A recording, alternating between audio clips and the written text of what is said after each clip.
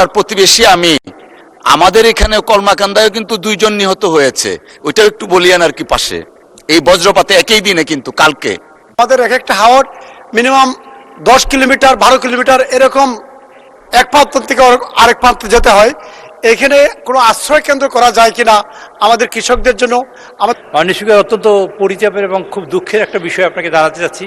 আমাদের কামরুজ্জামান কামরুন সাহেব সুনামগঞ্জ 1, ওখানে গতকালকে বজ্রপাতে 5 জন মানুষ নিহত হয়েছে। আপনি যদি তাকে একটু ফ্লোর দেন, সে তার এলাকার মানুষের এই দুঃখের সাথে সম্পৃক্ত হতে চায়। মাননীয় স্পিকার, আপনাকে ধন্যবাদ। মাননীয় চিফ হুইপ, ওনার বিষয়টা একটু অ্যাড্রেস করেন, ওইটা আগে শেষ করি। জনাব কামরুজ্জামান কামরুল, সুনামগঞ্জ 1।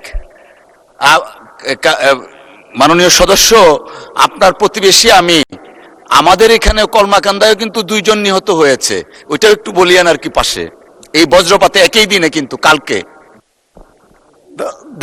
ধন্যবাদ মাননীয় স্পিকার।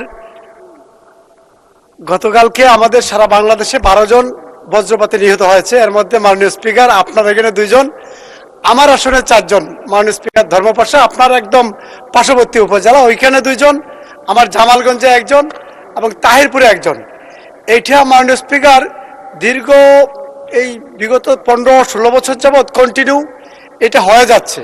এবং আমরা কি এটার নিরোধন করার জন্য কোনো ব্যবস্থা নিতে পারি কিনা মাননীয় স্পিকার, আমাদের মাননীয় দুর্যোগ ব্যবস্থাপনা মন্ত্রী এবং আমাদের কৃষিমন্ত্রী মহোদয়, ওনাদেরকে দৃষ্টি আকর্ষণ করে বলবো এই বিষয়ে কোনো ব্যবস্থা আমরা নিতে পারি কিনা।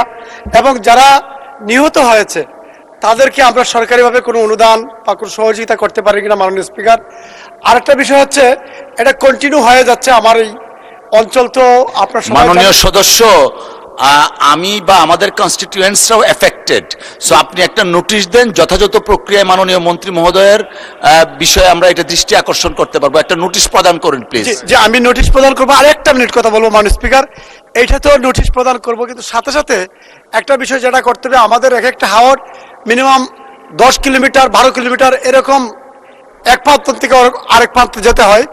এখানে কোনো আশ্রয় কেন্দ্র করা যায় কিনা আমাদের কৃষকদের জন্য, আমাদের বর্ষার সময় জেলেদের জন্য হাওরের মাঝখানে প্রত্যেকটা সদস্য সমস্ত বিষয় অ্যাড্রেস করে একটা নোটিশ দেন। আপনি যে বিষয়গুলা বলছেন প্রত্যেকটা বিষয়েই অত্যন্ত জনগুরুত্ব সম্পন্ন, এবং আমিও যেটা বলছি আমি নিজেও এফেক্টেড, আমার কনস্টিটিউয়েন্সির লোকজন। অতএব আপনি একটা নোটিশ দেন, এটা বিবেচনা করা হবে। অসংখ্য ধন্যবাদ। থ্যাংক ইউ মাননীয় স্পিকার। সুনামগঞ্জ একটা হয়েছে আরেকদিন,